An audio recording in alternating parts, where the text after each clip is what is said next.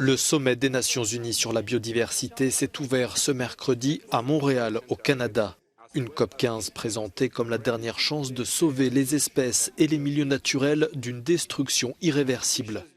Le secrétaire général de l'ONU, qui avait déclaré la veille que l'humanité est devenue une arme d'extinction massive, a appelé ce mercredi les pays à agir.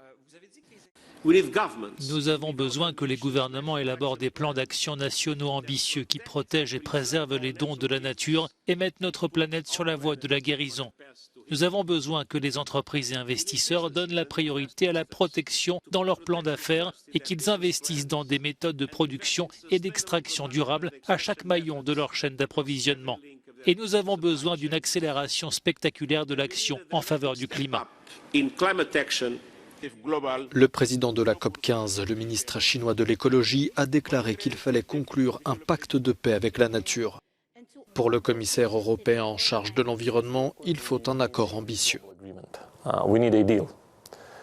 Nous avons besoin d'un accord, mais il doit être ambitieux. Il doit donc comporter un objectif de 30 par 30 qui, selon moi, peut être égal à 1,5 degré ou au moment de Paris, où nous avons convenu de protéger 30% des territoires terrestres et 30% des territoires marins.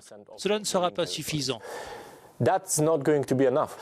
Deuxièmement, bien sûr, nous devons veiller à ce qu'au moins 20% des efforts de restauration de la nature soient déployés d'ici 2030 et d'ici 2040.